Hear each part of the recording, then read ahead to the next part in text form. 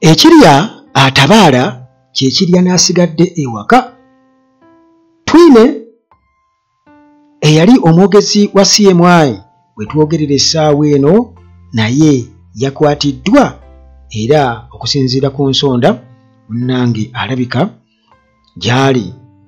ali lessons enzibu ennyo ayiga ekikulu olulimi ye alumanyi. Olulimi alumanyi kirabika ndowooza katate bamusomesa birala nnyo kubanga muhoozi yeewaanye dda n'agamba nti omusibe ali eno ali mu kuwoowoola mu basement ye era ali mu kwefukirafukira wabula alina okumulaawa. Kakati munnange Andrew Mwenda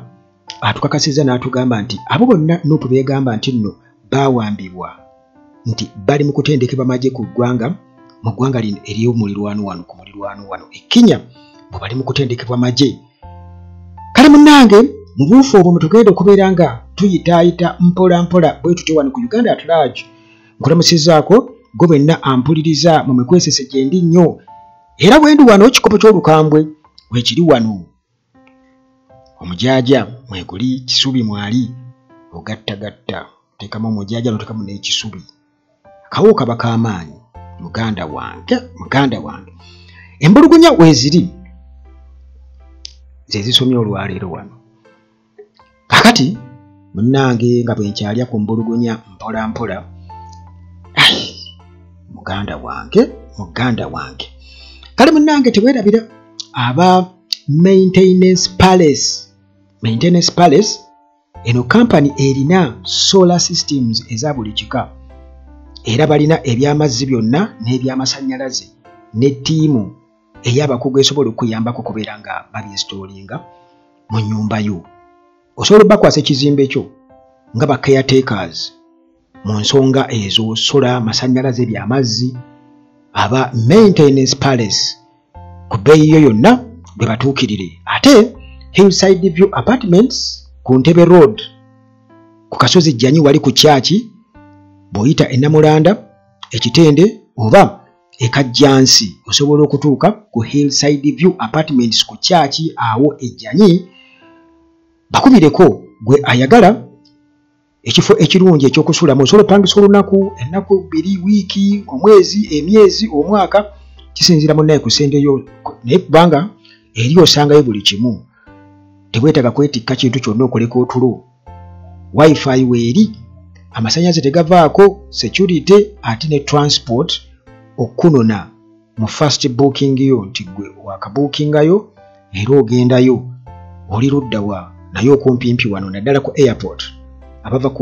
aba Katonya wano mu ggwanga lyattu Uganda oba okumpimpi oyinza okuba oli kumpi wano nga si wala nnyo oli bweyogerere oli Nansana oli Namasuba bajja kunona oba oli ku kkuba wali mujje munnoneko bajja kunona aba Hillside View Apartments okukosa n'aba Timo Property Consultants Limited. Bano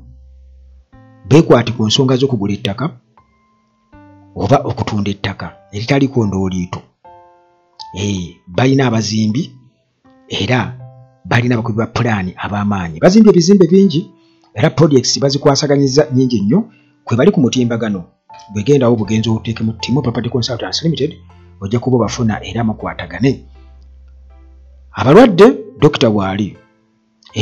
dokita yakola research n'amukuguka ate nga alina omanyirivu ku ndwadde eziwererako ddala. Mu research we si research kugamba ng'omuntu anaakozesa amagezi ge gaasomye n'amagezi amazaali n'atandika okunoonyereza ku bintu ebimu era n'akakasa nti ddala kino kiwona bwe kiti kino kiwona bwe kiti. Kakati dokita oyo gwe njogerako ali talented era gwe jangu wano enamba zange emu esembyayo 73 ndala esembyayo 15. Okay. Tutandikiribwa njagala tutandikire ndowooza ku tuyino kubanga nga bwe nkutegeeza nti munnange ekiri atabaala kyekirya n'asigadde ewaka. Ekiri atabaala kyekirya n'asigadde ewaka. Waliwo omusajja eyalunda omusota nga buli kiro gumwegezaamu okumulya naye nga kugamba gulaba tegujja musobola kumumira ndowooza akyabulamu nga gumwegezaamu okumulya okitegeera nga gwagala kumumira naye yagukuza musota gwe nga agwagala nnyo. Kakati mulunzi omusota ogwa John Museveni ne mutabani we naye muganda wange egyo emisota gijja kubamira kugambye nti ekiri atabaala kyekiri anaasigadde waka. Kakati munnange okusinziira ku gafa poliisi yennyini ku guno omulundi nga tegenda kwegaana, munnange bwe batyo baakutte musajja waabwe eyali omwogezi wa CID Charles Twine ne bamukwasa SFC. Era ennaku z'omwezi ga 16 lwabadde lunaku lwa 5 amawulire ge gaabaddewo buli wamu, naye Uganda Atulaje nga bulijjo nga ngezaako okunoonyereza kiki ddala nsonga ki. Naye muganda wange ensonga eyamukwasizza tujja gitegeera butegeezi kubanga abasajja abo tebasukkawo mu kutunnyonnyola, tebatusukkawo. Kati muna okusinziira ku banne ba colleagues aba Twine nga nabo bali awo entegetege zibafamba, nze nzirako oba ki mu ngeri yonna nkugambye nti ekiri atabaala kyekiri anaakoze eki n'asigadde ewaka. Kati munnange Twine kigambibwa okuba nti baamuvuze bukubirire era nga bamuvuze baawa be bajambula ba SFC abasajja ba Muhoozi bwe batyo baamuvuze ne bamutwala mu kifo ekitanategeerekeka unknown destination, naye ng'ate wa mulowooza tali mu basement eya Muhoozi ali eyawooboola kubanga omukulu yatukakasizza dda ng'era bwe ngenda okubeera nga nkubuulira obaka yabupostinze ku mukutu gwe ogwa X n'amaana abusangulayo, naye nga already twamaze dda okubeera nga tuba screenshots abaana bukasa babufuna katwa nga tubusigalizaawo awo. Kati gwogenda busangulayo muganda wange nga twabufunye dda kuba ffe tubaako 24/7. Kakati munnange emmotoka ye ekyali awo enaggulu ku police headquarters ekyapaakinze awo n'amasimu ge agamanyikiddwa okusinziira ku banywanyi be tegaliiko baagaggyeko dda. Era w'ogikubira n'agikwata akaaba ogamba ki ogoleke bakyansomesa lesoni abadde alooza vocabulary y'Olunyankole. Ganda wali ebigambo by'otamanyi mu Lunyankole nga balina bikunnyonnyola ti ekigambo kino okimanyi, ekigambo nga kyawo Lampodium Capitalitas okimanyi kya Lunyankole, Lampodium Capitalitas okimanyi tisikiwulirangako. Oli bamubuuza magara n'agata nagafuna, kati no bamubuuza Lampodium Capitalitas yo bakitegeeza ki? Ebyembi bisekerwa, naye nkugambye nti ekiri atabaala kyekiri anaakoze eki n'asigadde waka. Abamanyi Oluganda musobola okubeera nga munnange muvuunula amakulu g'ekintu ekyo. Kakati munnange ripooti zetufuna zitulaga nti munnange former Criminal Investigation Directorate CID spokesperson Assistant Superintendent of Police bwe bagamba nti ASP Assistant Superintendent of Police Charles Twine muganda wange already SFC be bamulina era gyali muganda wange tugambe tutya tutumusabire, naye ate nga bwe nabagamba nti abantu abo bayinza okuba b'omugaso mu struggle nga bamaze okulozaako ku bukambwe basobola okujja nga bamaze okutegeera nti bano abaana tebawogana buwogganyi, ono Kyagulanyi si muyimbi buyimbi bannange, omwana byayogera byebyo bannange, emipiira sirina ne bo bazadde kubanga already bazaalazaala dda. Ne ku luguudo alinako akaana kubanga deployments ze bakola eno eri nga batalaga be bannanyini kintu bannanyini bakazi be bannanyini sente. Anyway, ebyembi bisekerwa naye nkugambye tekiri atabaala kikiri anakoze eki n'asigadde ewaka. Tetuseka nnyo kubanga bayinza okujja ng'ate bali ready okubeera nga beegatta ku struggle ne batusanga tuseka. Katubasaasire busaasize nga mulabye mutegedde mukitegedde bannange bulijjo bye twogera mu biraba. Kakati ng'eraba okiraba mu UPDF twabagamba 1300 bagenda kubeera nga bagobwa era baagobwa dda era ne bannaabwe bali awo entegetege zibafamba kubanga babakyusiza babazze eno tewakyali yadde abawa katebe kunywa kacaayi mu UPDF olw'ensonga nti bamaze okukozesebwa. Kakati muhoozi akola kibaita phasing out agoba alekewo ababe. Kakati munnange ne batwine nabo batandise okubeera nga beekengera batuuza ya lukugunyu kubanga munnange birungi si birungi ensonga ki ezamutwasizza nsonga ki zetwagala okubeera nga tumanya kubanga ali mu unknown destination for unknown reasons. Kikisinga munnange okunnuma pasinategeerekeza kituli naye nja kukimanya yagalagaana era tujja kuba tukitegeera ye ate yalibadde ensonga ki mulowooza ensonga enkulu kati eriwo yakumaamulako Museveni ayinza okuba nga y'omu ku bwe bateekako emisango abolala oli gwe bavunaana ne ba Dr. Kizza Besigye kubanga kati awe wali obuzibu. Kakati okusinziira munnange ku ensonda ezeesigika twine kigambibwa okuba nti munnange yayitibwa ku lunaku olwokubiri ekiro ng'alina okubeera nga asisinkana Inspector General of Police Abbas Byakagaba.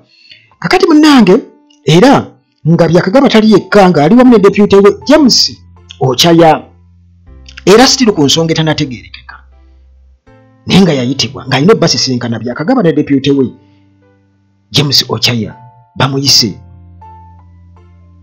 alina okusisinkana Inspector General of Police ne deputy we twine munnange eyali yatambulamu era nga yabadde yatambula ne bamemba ba palamenti okuva ekintu munnange bamudiployinga ku palamenti nga CID officer emyaka 3 eziyise emabega. Kakati olwo bw'atyo yatambula ku lwokubiri n'ayolekera police headquarters wali Naggulu ng'agenze okusisinkana bakama abe ab'oku Ntikko ku lunaku olwokusatu ku makya pokedde ku makya yatambula lwakubiri kati munaagenda okuva ku makya alina okubeera nga abasisinkana era munnange yakeera enkoko yagikwata mumwa ku lunaku olwokusatu. Kati ensonda zitugamba tizagenda okubeera ssaawa emu n'ekitundu ez'okumakya ku lunaku olwokusatu twine yali amaze okubeera nga munnange atuuka e Naggulu era munnange oluvannyuma ng'amaze okubeera nga asisinkana Byakagaba ne deputy we Ochaya ndowooza ne babaako bye bamugamba ne bamubuulira oba bamugamba munnange gwe asooseeyo naffe tujja tewali kyakkola bwekiba kisoboka emipiira giterese ng'egya Uganda Track wewe emipiira gyange ngitereka nabaga nti emipiira gyange ngitereka giri adjustable balls ngitereka nze njijjako bakuyita kukola kutya kuwangulako oba oddamu owangako miwange. Kakati munnange tekiri kiriya nti oba musango ki gwe yazizza ogwamuleetedde okubeera ng'alina okubeera ng'asisinkana IGP ne deputy we bonnanga weebali nga kugamba kino kyabaleetedde okubeera nga balina okubeera nga boogera naye kinso ate nkugambye nti oyinza okwesanga ensonga munnange ate si yakuba nti oba bamunyiigidde oba kiki naye nga balina mumugamba bugambe munnange tetumanyi kigenda mu maaso naffe tetumanyi naffe totuwaayo oba adrak mukama katonda kakati mwemwolekedde okulaba abantu abamu nga basazeewo okwekaza kuba kwekaza kwennyini mukalukalu tajja busera nga batandise okubeera nga bagamu omu ku abo b'ofiisa alibamu ekigambo nti dolaba abaana abo batuufu eggwanga lyetaaga kununula kyobudolaba ate ng'aliba akaaba nnyo amaziga nga tubakoledde naye temusiima ani asiima omusajja yabagamba yeeyamba yekka bali bonna abaafa mu lutalo abaafa nga balwana be yamatiza bonna yagamba teri yamuyambako yeeyamba yekka okwetuusa awo waali era ye talina gwakolerera mulala yeekolerera yekka n'abaana be n'abantu abamuli ku lusegere ye Museveni yakibagamba butereevu kaakati munnange okuwowoola ko kukyajja era kukyagenda mu maaso tugambye ekiri atabaala kyekiri yanaasigadde ewaka kakati munnange ensonda zitugamba nti twine oluvannyuma ng'amaze okubeera ng'asisinkana IGP ne deputy we munnange bwe batyo baamukutte bukolokolo ne bamukwasa abasirikale b'SFC mbu bano babadde ku ssaawa eyo yatukidde ku ssaawa emu n'ekitundu ez'okumakya ku Lwokusatu babadde balinze mu mmotoka abo yabadde epaakinze wabweru ow'ekitebe kya poliisi wali e Naggulu police headquarters kati munnange banne kati twogera ku banne nkugambye nti abali awo entegetege beziri mu kufamba era bakimanyi nti nno muganda wange bayinza n'okuba nga banne era stiiri kuliko ne Abbas Byakagaba kennyini ne Ochaya nga nabo badde bagamba munnange gwatusoose yo kagamba katugo nokulinga kufa nti kugamba ffenna anti bagamba nti abafu baziike bafuba naabwe kakati muganda wange subhanallah kakati munnange okusinziira ku banne bagamba nti munnange twine bwe batyo bamaze okubeera nga bamukwasa ab'SFC ababadde balinze mu mmotoka awo ebbali bamuvuze era ne bamutwala etannaba kubeera ng'etegeerekeka era emmotoka ye ekyapaakinzaawo e Naggulu police headquarters era amasimu ge bamanyi bagakuba tegaliiko waliwo n'abantu abazibu kati omukubire agikwati akugambe ki owulire bw'akaaba owulire bw'akaaba kakati munnange okusinziira ku nsonda nkugambye nti mu kugezaako kunoonyereza okulaba kiki ddala ekigenda mu maaso twagala okulaba Uganda People's Defence Forces UPDF acting spokesperson Kano Chris Magezi ayogera ki ku nsonga eno naye muganda wange ono naye abyesamba agamba mubuuze Major Jimmy Omara SFC spokesperson n'agamba nti ye yatutegeeza yabadde tannaba kubeera ng'afuna information yonna ekwatagana ku kukwatibwa kwa Twine nti yakwatiddwa abaofiisaazi be wa UPDF mbadde manyi SFC eri wansi wa UPDF kakati era n'agamba n'asuubiza nti agenda kubuuza verifying era ndowooza ajja kujja atunnyonnyola akawonvu n'akagga era n'agamba nti ajja tuwa information bw'anaaba agifunye naye ng'aluddewo bw'atyo Major Omara bwe yatutegeezezza UPDF Uganda People's Defence Forces acting spokesperson kakati munnange SFC tukimanyi bulungi nnyo nti kati kyekino ekiwayi kya UPDF kye bagamba nti kibangule nnyo era kyekikuuma General Museveni ne famire ye okukosa n'ebyobugagga byabwe ebirombe n'ebirala ebirombe bya gold n'ebirala ebya kanda wange oyinza okuŋŋamba nti oba gati byeyogera nga n'ebyo oyinza okumbuuza byeyogera obijjawa gwe byewaka n'obijjawa byenjogera mbijjawa gwe byewaka n'obijjawa wajja byewakana naye wenzijja byenjogera kubanga bituufu kitegeeza ansa yeeyo esigala 1 era ng'etegeeza ki etegeeza bunkenke bwennyini kakati munnange bano nkugambye nti be bakuuma buli kimu gwe bagenda wali ku mirongooti katugeze nga ekkololo netiwaka weeva ey'emirongooti gyonna TV n'ebirala byonna era SFC weeri awo weeri omanyi biseera biri nga nkyayinginiya wa TVM nga nina okugenda ku konteyina zaayo bikyankalanye ngenda okulaba ogubadde naye kyagendayo nabinnyuka ebyo naye nga baabaayo abeesefuse muganda bange okuyitawo wali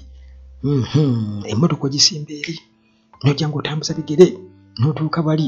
bakubuuza akana n'akataano batono nnyo abayitawo awo okugendayo mu barracks biri mu barracks by the way era mbeera wano ne bankubira aba TV eyo sebo yange ogenda otuyambe tugendeko ekkololo anti kubanga mu biseera biri nze ge waawandiisaayo kale ate nze ngenda mu byange naye nga kati key vital government installations ebifunga ebyo kati ngaawo ekkololo webakonkotone mirongooti gya TV wegiri gyonna kati ng'ebbibiro ly'amasannyalaze bali ejjinja awo nawo SFC ogisangawo buli wali ekirombe kyonna buli wali ekirombe eky'obugagga SFC weeri n'amaka g'abanene kubanga mulimu ensimbi mpitirivu sajja bazirina mu mpapula ebendala baziterekawa oba ku mutimbagano teryamanyi bayinza okuba bagulawo emirundi exchanges nga zi Binance n'ebirala kwe bateeka eyo bakabateeka eyo network za Ethereum n'ebirala ate tunaziraba ddi gwezirinze wano mu banka kumba abasajja baziteeka eyo bannange kakati onnange ejjani ne SFC abantu balimanyi nga likanywa musaayi eririze liwamba abantu naddala bamemba ba opposition naddala ekibiina kya National Unity Platform kakati era latest victim bodyguard babiri aba Bobi Wine Eddie Mutwe n'omulala bamuyita Mutwe naye bamuwambye n'abalala bakyawambibwa nnyo kakati munnange tuyina ono gwe twogerako yali CID spokesperson ku mulembe gwa Grace Akulo era nga bamutransferinga okuva mu CID Major Tom Magambo nga yakalipresinga Akulo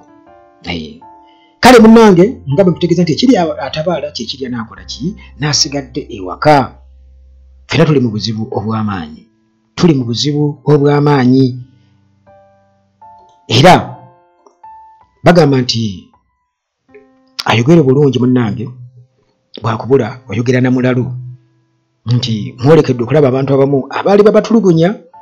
era baali boogeza amaanyi mu maaso ga kamera mu biseera byabwe ng'ate kakati beetunda omu yeetunda kibi nnyo nti yafa ennaku ezo naye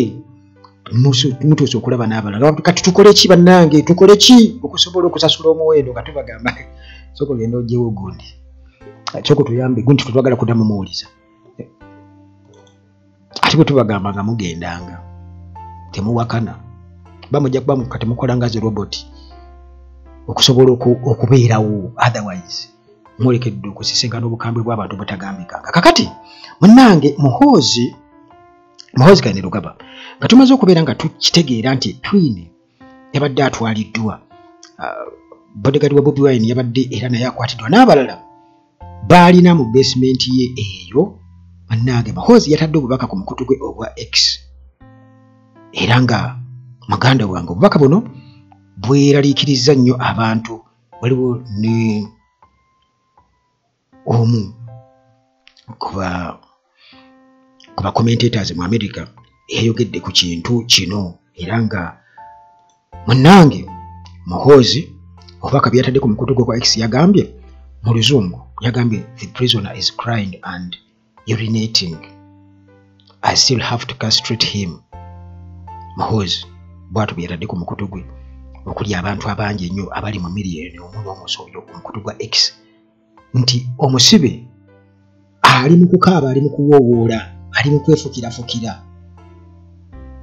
ate nkyalina okumulaawa muhoozi bwatu bwe yatadde obukutu ku mukutu gwe gwa X ekyayongedde okubeera nga munnange kiraliikiriza abantu Jared Taylor commentator mu America eyo yatadde ku mukutu gwe ogwa X n'agamba bannange kino nga kiraliikiriza nga kyewuunyisa ye nga kirina implications nnyingi muganda wange. Ensi yonna jjukira juzi yatugamba nti ebyokuwamba Edi Mutwe n'okukola buli kimu kye baamukolako yakivunaanyizibwako. Kale munnange kibi nnyo ensonga eyo, ate nga era kirungi kubanga twabagamba nti ebiriwo essaawa eno sitwagwa tetambula yokka nti wagenda kwetaaga bujulizi buli awo nti tulumirize kuba luli babadde batugamba mulete obujulizi ebifaananyi kamera ne kati bebifaananyi beebeewaako obujulizi ku mutimbagano nti abantu banaagenda okutuuka ekiseera okubakolako. Jjukira nti kati bali mu kufumbafumba military tribunal yali badde military tribunal bayire kati baagala gifuula kooti bwegamba evunaana abantu bonna tujja tuuka ekiseera nga ye kooti yemu n'amateeka amakakali ennyo kubanga baagala mbu omuntu mu kooti eno bw'aba bamala omusingisa omusango tewabaawo apiiru yonna mu kooti yonna mu biggweerawo kati kiwedde bakusaidde gwakufa genda bakutte. Era Mwenda yayogedde ku kintu ekyo n'agamba nti kiyinza okuba nga ensonga lwaki Museveni agala pampinga military court lwa nsonga ya Besigye kubanga Museveni baatugamba ayagala kutta Dr. Kizza Besigye mbu ayagala kumutta mbu ne byanyima yakyogera. Kakati munnange osanga omuggo gwabwe ogwo naffe gwe tuli bakubisa mu kaseera nga katuuse. Kakati munnange Muhoozi yamaze okuderiitinga obubaka obwo walabudde obutekayo bw'ati ndowooza n'alaba nga ne bamugamba kati gwa biki nadda engulu n'abusangulako. Naye muganda wange still global awareness yabadde emaze okuluma ng'omuzimu gumutembe bwe guti n'abandiika. Kakati muganda wange abantu nno banyiivu waliwo yagambye nti Muhoozi balina okukuba ennyonyi ye ne bagikuba n'asaanawo mwana ga kituufu ennyo biri ku mutimbagano bw'ogendayo abantu bwe batyo bwe bawandiise. Era bagamba nti atudde ku time bomb essaawa yonna ebwatuka. Kakati munnange ku nsonga ey'abawambe Andrew Mwenda yabadde ku program eya NBS Frontline bw'atyo n'abaako ebintu byayogera. Andrew Mwenda yatugambye nti abo bonna Bobi Wine bagamba nti bawambibwa aba NUP mbu bawambibwa security forces nti bano baatwalibwa Kenya kutendekebwa magye kale abantu basoose ne babulwabulwa kiki yabadde ategeeza nti gavumenti yabatwala ku forced training military training oba naye kiyabadde ategeeza nti bali mu kutendekebwa buyeekera. Kale abantu nga beebuuza nti kati Ruto akkiriza amagye ge Uganda oba abayeekera okuva e Uganda bagende batendekebwe mu ggwanga lye. Ekyo nakyo ne kibeerawo naye nga ye Andrew Mwenda agamba nti alina reliable source okuva mu intelligence kubagamba emyaka 3 gy'amaze mu mawulire ate alina linki nnene nnyo ku information okusinziira ku intelligence ya wano. Kati atukakasa tuga nti byayogera bituufu nti abo bonna be bagamba nti baabuzibwawo aba NUP nti abaabuzibwawo nti Bulimba nti NUP yabatwala Kenya kutendekebwa magye kitegeka kutendekebwa buyeekera nti era bali awo bali mu kutendekebwa magye mbu okusinziira ku Mwenda. Kakati munnange yatugamba nti newankubadde intelligence eyo tenda bakubeera nga ebunyisibwa ba edisclosingibwa ebeera publicly disclosed naye ye bw'atyo atukakasa atugamba nti afuna information okuva mu trusted security circles. Mwenda bw'atyo bw'atutegeeza era ndowooza awo bagezaako kubanga buli kimu kyonna kigenda mu maaso by the way mulabanga batayogera ku kujjako Museveni kutta Museveni kutegeka buyeekera. Mwenda bano balina kye bafumba ne Muhoozi baagala kuzza kuwamba buwambi buyinza era Muhoozi byonna byateeka ku mutimbagano ku tweets ezo zonna ziraga nti agezaako okuactinga ng'omuntu kwegamba eyavaako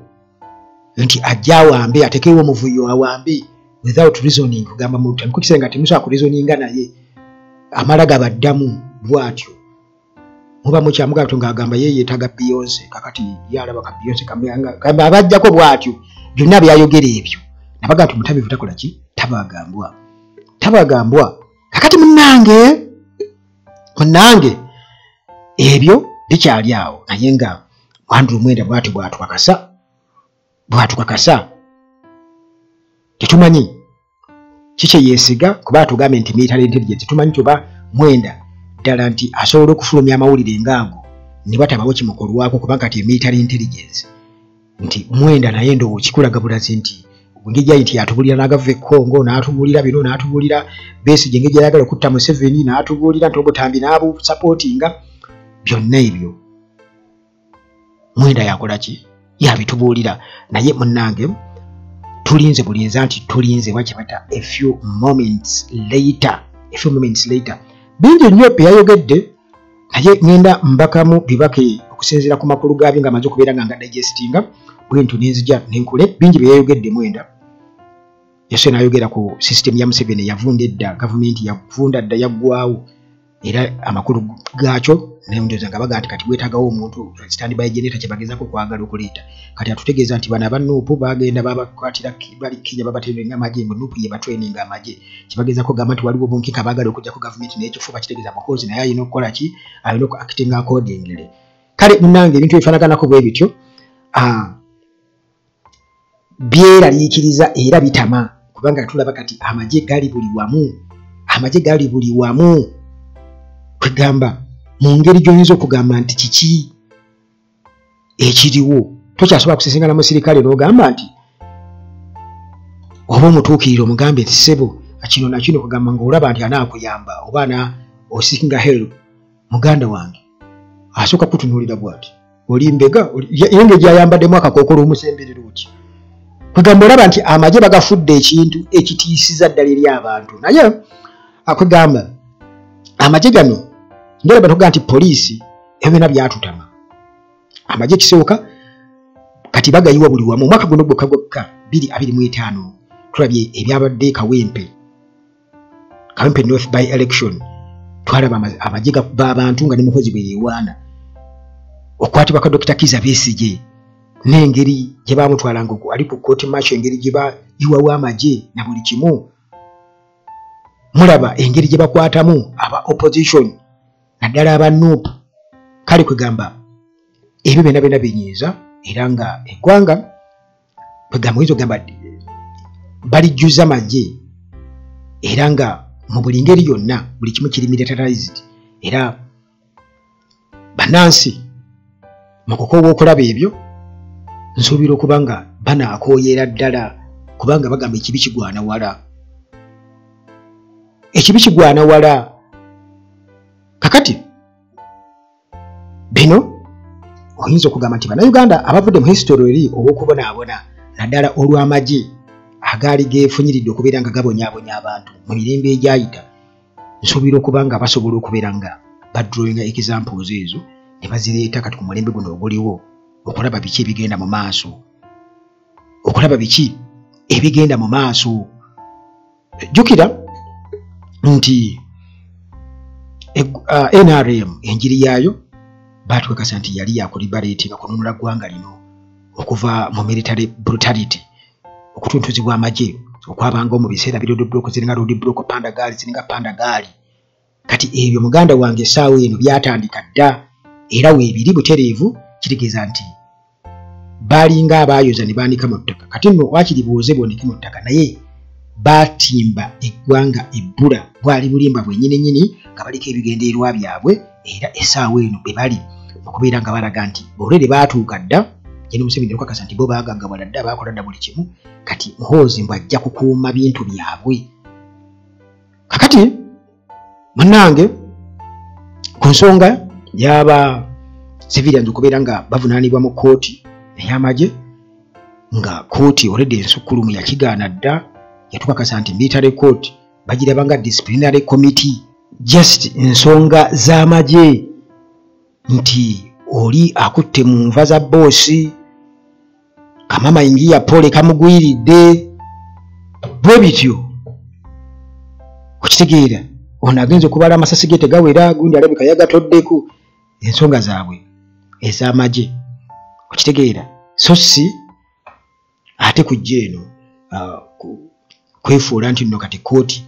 etukena okubanga yeringa Supreme Court kuba kati okusinziira ku bangi gye baagala oggiwa kiba kifaanaganako nga ekyo. Naye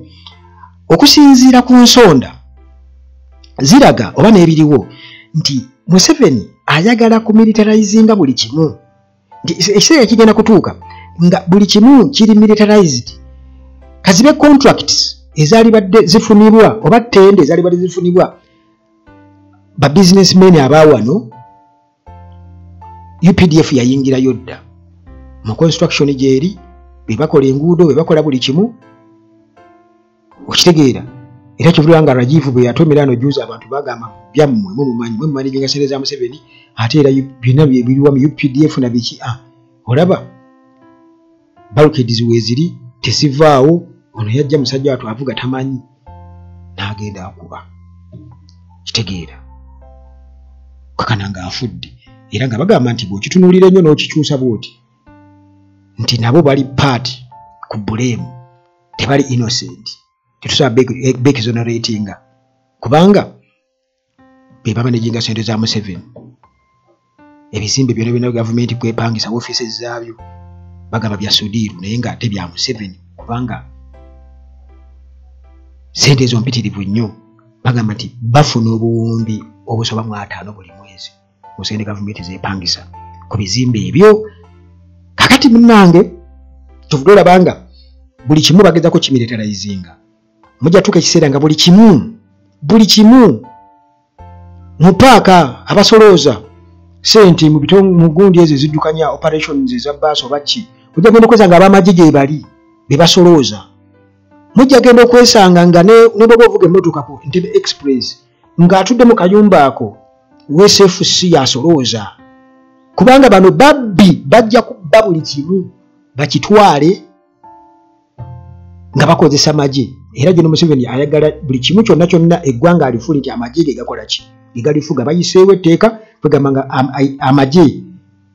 ge mateeka, oba okitegeera, ge mateeka kwe tutambulira. Kubanga kasite kyakejjako kiba kitegeeza nti obuyinza bubanga atabulina. Kati ayagala controllingisa magye era muhoozi, olw'okuba nti kati ye muhoozi ate munafu, kiba kitegeeza nti kati ayagala kukozesa ekyo. Twakyogerako gye buvuddeko emabega nti muhoozi tasobola kubizoninga kutuuka ku level emu. Kiba kitegeeza nti omuntu bw'aba alaakinga ekyo awasigadde percentage esigadde akozesa busungu na kusalawo mu mbeera bwetu, kubanga kimwe nnyo okutegeera okumulungula. Gwe gye weegendereze abantu abamu, kati nyinza okuwa ekyokulabira. Waliwo bw'oba olaba firimu enjogerere, maliriza emboozi ne just kakati if you have time. Bw'oba olaba firimu, waliwo bavijja abamu, abantu abamu balaba firimu enjogerere, waliwo nga bw'olitaagala firimu etali enjogerere ngera yetagiraba, kitegeeza abitegeera. Mulala nga ye tanja kulaba firimu nga si njogerere ngera ye gyalaba. Kati n'abo abalaba enjogerere waliwo abatalaba bavijje bamu, kubanga ebintu bye bya luzungu nnyo byakunnyonnyola nnyo. Kati Junior ebintu bye byakunnyonnyola nnyo era abantu abatabitegeera, kuba ebintu ebimu abinnyonnyola mu luzungu era ajja kigamba mu luzungu. Kati oli abatajja kitegeera tajja kwagala vijje Junior, ajja kwagala bavijje abalala nga ICP n'abalala. Okitegeera nkubye firimu bwebiti nga ye mpotya kunnyonnyola bajja kwogera bw'atyo oba jingo bwebityo. Ne kati vijja annyonnyole ennyo nti annyonnyole agende deep, tajja kumwagala era ajja kunyiga saagala bisibya naye nga talina kimunyiiza, just tasobola kutegeera ebyo annyonnyola. Kakati omuntu aba tasobola kutegeera bye bannyonnyola ajja kunyiiga bunyiizi, ewasigala ajja kukozesa busungu. Naye ku expense yaani kyekibuuzo kye nkulekedde, gw'olowooza ku expense yaani? Saagala kuwanvuya nnyo mboozi zaffe wano ku Uganda Atalaagi, naye muganda wange ebintu byatutabukako dda, weesanga oyogedde ng'ate olero olina okunnyonnyola. Mukama Katonda abakuume tusinkane ate mu mboozi zaffe wano endala nga twogera ebyo ebyaliwo ebiriwo n'ebirijja, abakuume.